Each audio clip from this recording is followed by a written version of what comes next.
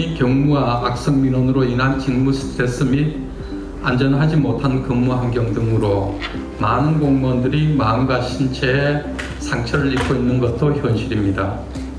공무원 개인의 위기가 곧 공직사회 전체의 위기라고 생각됩니다. 적극적인 재해 예방과 안전한 근무 여건을 위한 구체적인 정책 마련이 무엇보다도 시급하다고 생각되고, 그러한 인식하에 오늘 포럼 주제를 재해 예방부터 보상, 재할 및 직무 복귀까지 안전한 공직사회로 나가는 길로 정했습니다.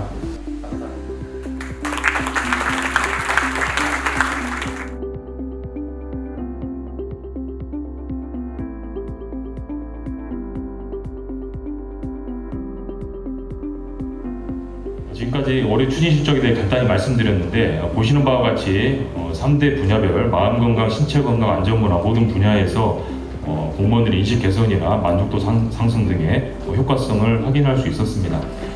특히 마음건강에 있어서 진료비 지원 대상자의 경우 지원 전후로 긍정 정서는 증가하고 부정 정서는 감소하는 등 효과성이 확인되었습니다.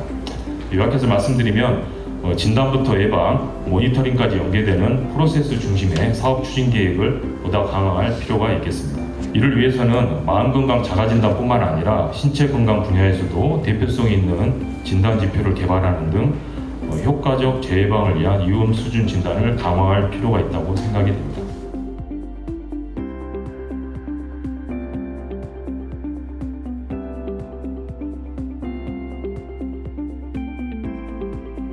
이러한 배경에서 인사혁신처는 지난 8월 26일 범정부 공무원 재예방 종합계획을 발표하였습니다.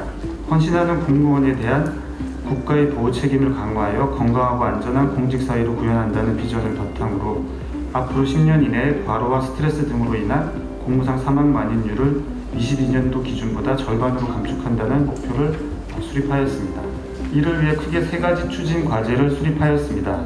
먼저 법적 근거와 재원 조달, 통계 관리 등 재해 예방 정책 시행을 위한 기반을 마련할 계획입니다. 다음으로 이런 정책을 추진하는 조직을 구성하고 성과를 점검하고 지원할 수 있는 종합 체계를 확립하고자 합니다. 그리고 정신질환이나 뇌심혈관계 질환 등에 대한 긴급 예방 프로세스를 구축하여 문제 해결이 시급한 분야부터 먼저 예방 조치를 시작하고자 합니다.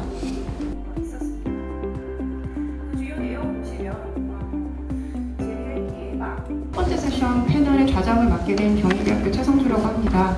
두 분의 발제 잘 들었습니다. 공무원의 건강과 안전에 대한 국가적 책임 강화를 위해서 2018년도에 공무원 재해보상법이 제정되었습니다.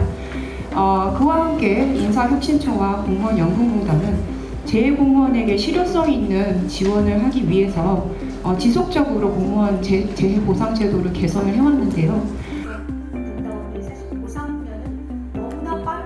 실제로 공상이 얼마나 발생하는지에 대한 통계를 해야 됩니다. 그거는 뭐냐면 우리가 가지고 있는 산재 통계도 보상 통계이지 발생 통계가 아닙니다.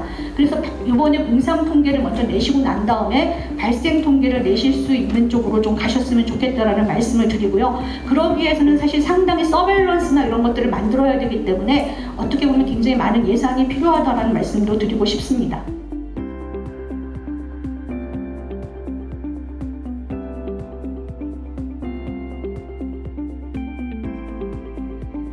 도수치료, MRI, 초음파, 이게 3대 이제 뜨거운 감자가 될 것 같고요. 그러니까 예를 들면 인사혁신처에서 의심만 하고 있었던 걸 수치로 확인할 수 있는 겁니다. 이양요법이 어려운 말로 되어 있는데 쉽게 얘기하면 이게 도수치료입니다.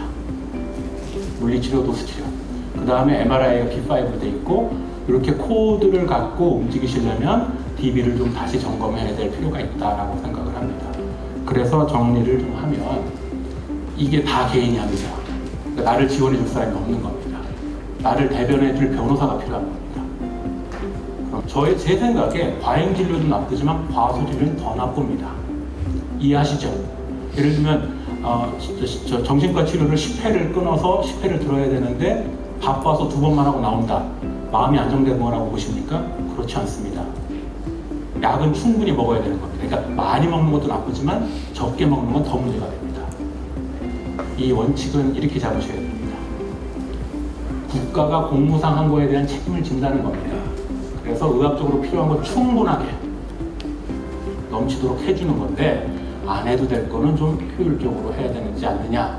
그러니까 이게 밸런싱이 어렵겠지만 원칙은 이렇게 잡으셔야 돼요.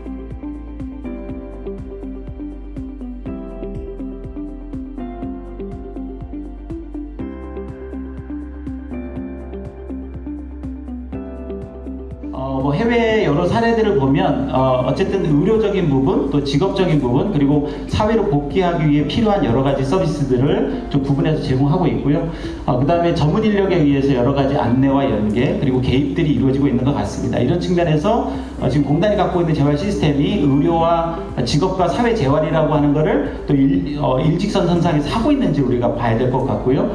그 다음에 이제 전문 인력이 충분히 이런 과정에 개입하고 있는지를 살펴볼 필요가 있을 것 같습니다. 탈모가 20전 세팅된 걸로 봐서 20%는 주실 모양입니다. 공무원의 재해 예방, 치료 및 보상, 그리고 재활 직장 복귀까지 관통하는 그런 좋은 자리라고 생각을 합니다. 이번 세션은 요양과 보상, 직무복귀를 다뤘습니다. 근데 두 분 발제하신 두 분께서는 지금 같은 제목의 연구를 마무리하거나 연구 중에 계신 내용이라 굉장히 하실 말씀이 많고. 말씀을 드리면 이제 향후에는 좀 더 세부적인 실행 방안들이 더 논의가 공무원 요양급여 지급제도 개편 방안도 이의 일환으로 진행된 것으로 생각이 됩니다. 이 과제에서 지금 보시면 다각적 분석을 통해서 문제점과 원인을 총체적으로 진단해 주신 내용에 대해서 매우 공감을 하고 있습니다. 개선 방향 관련돼서 좀 말씀을 드리면 이제 향후에는 좀 더 세부적인 실행 방안들이 더 논의가 되어야지 좀 정착화되지 않을까 이런 생각을 해보았습니다.